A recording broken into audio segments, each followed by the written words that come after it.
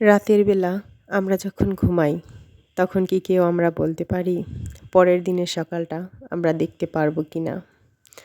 আল্লাহ তাআলার কাছে লক্ষ কোটি গুণ শুকরিয়া। উনি আমাকে এরকম একটি সকাল দেখার তৌফিক দিয়েছেন।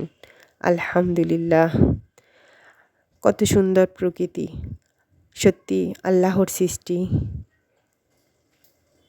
খুবই সুন্দর। মাশাআল্লাহ। ওনার সৃষ্টির সাথে কোনো তুলনা হয় না। হ্যালো এভরিওয়ান, আসসালামু আলাইকুম।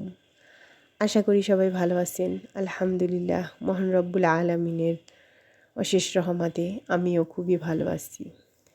2 থেকে 3 দিন যাবৎ খুবই ঠান্ডা পড়ছে আমাদের এই গাজীপুরে।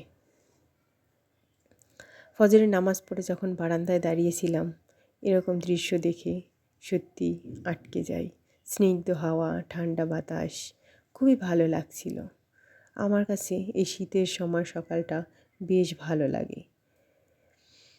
এরকম দৃশ্য সচরাচর আমরা সবাই দেখতে পাই না। এই তো তারপর চলে গেলাম সকালের নাস্তার জন্য। সকালে নাস্তার জন্য রুটি বানিয়েছিলাম আর একটা মিক্সড ভাজি করেছিলাম। ওটা দিয়ে সকালের নাস্তাটা সেরে নিচ্ছি। বেবিটা একদম খাওয়া দাওয়া ছেড়ে দিয়েছে, তাই ওর জন্য কোনো খাবারও রেডি করি না, ওগুলো দেখাইও না। ও টোটালি খাওয়া দাওয়া বন্ধ করে দিয়েছে। কিছুদিন স্যুপ খেয়েছিল, একটু ভেজিটেবল স্যুপ রান্না করে দিয়েছিলাম, ওটাই 2-1 দিন খেয়েছিল।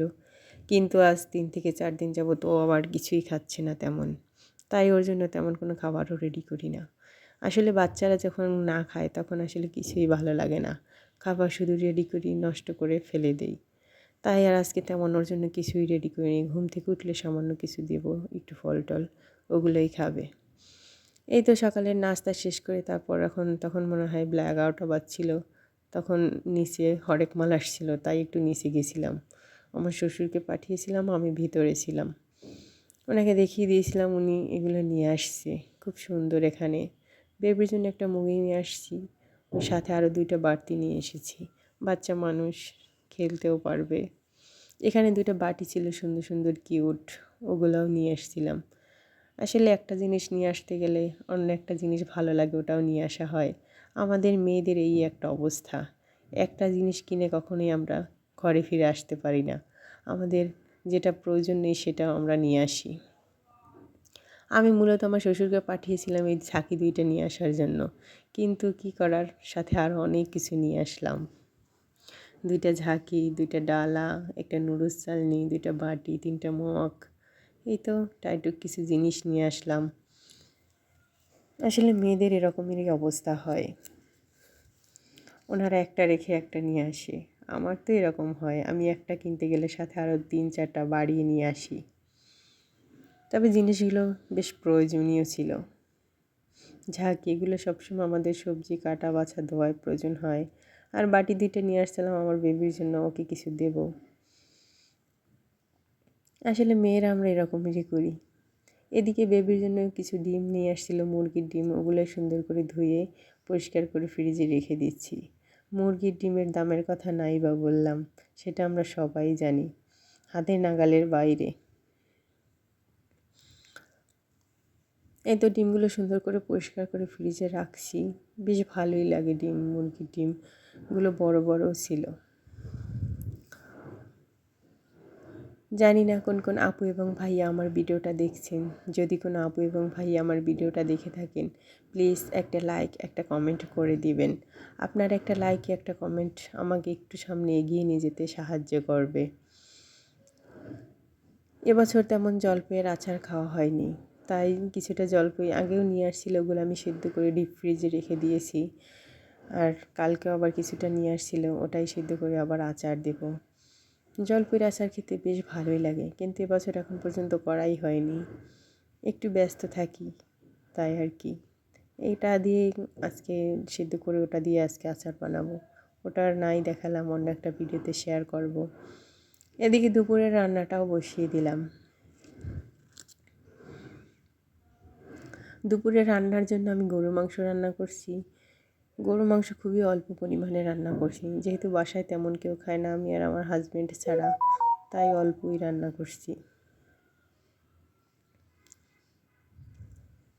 কারো অ্যালার্জির সমস্যা, কারো হাই প্রেশার, আসলে এক বাসায় সবাই এক পদ না খেলে একটু সমস্যাই হয়, আলাদা আলাদা রান্নাবান্না করতে হয়।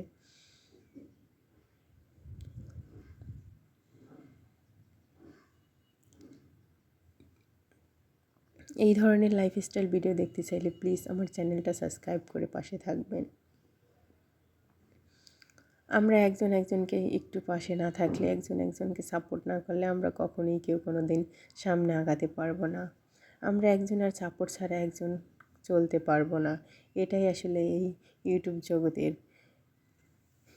কাজ। আমি শুধু ইউটিউবেই কাজ করি, তাছাড়া অন্যান্য কোনো প্ল্যাটফর্মে আমি কোনো কাজ করি না। টিকটক, ফেসবুক, ইনস্টাগ্রাম আমি কোথাও কোনো ভিডিও আপলোড করি না, শুধু এই ইউটিউবেই আমি কাজ করি।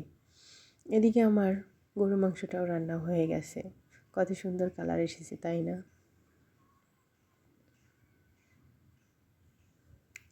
এদিকে মাছের জন্য মাছটা রান্না করবো, সেই জন্য আমি মশলাটা মাখিয়ে কষিয়ে সুন্দর করে মাছটাও দিয়ে দিলাম। এই মাছটা খেতে বেশ ভালোই লাগে, এটা সামুদ্রিক মাছ। এই মাছটা কাটা হলেও ইলিশ মাছের মতো একটু ঘ্রাণ আসে, বেশ ভালো লাগে খেতে। আমার বাসায় সবাই এই মাছটা পছন্দ করেন, আমার তো ভীষণ পছন্দ এই মাছটা। মাছটা ইলিশ মাছের মতো অনেক কাঁটা থাকে, এটাকে আমাদের বরিশালের চাবিলা মাছ বলে। এদিকে আমি রুই মাছ, টমেটো, শিম, আলু দিয়ে, বেগুন দিয়ে একটা তরকারি রান্না করছি। আসলে শীতের সময় এই একটা সুবিধা, অনেকগুলো সবজি দিয়ে মাছের ঝোল রান্না করে খেলে আসলে বেশ ভালোই লাগে। তার উপর যদি থাকে একটু ধনেপাতা কুচি, তাহলে তো দারুণ লাগে। এদিকে আমি রুই মাছ দিয়ে ওই যে বেগুন, আলু, আরও 2 টমেটো দিয়ে সবজিটা রান্না করেছিলাম। এই সবজিটা খেতে দারুণ হয়েছিল। এদিকে আমার মাছটাও রান্না শেষ হয়ে গেছে, ওটাই কিছুটা ধনেপাতা কুচি দিয়ে নামিয়ে নিচ্ছি। আমার কোনো কথা এবং কাজে যদি ভুল হয়ে থাকে প্লিজ ক্ষমার দৃষ্টিতে দেখবেন। একটা মানুষের ভুল সঠিক সব কিছু নিয়ে একটা মানুষ, কে কখন এই পৃথিবী ছেড়ে চলে যাব সেটা আসলে আমরা কেউই বলতে পারি না। ক্ষণিকের জন্য আমরা এই পৃথিবীতে আসছি, তাই একটা মানুষকে ক্ষমার দৃষ্টিতে দেখাই ভালো। আল্লাহ হাফিজ, আসসালামু আলাইকুম, ভালো থাকবেন।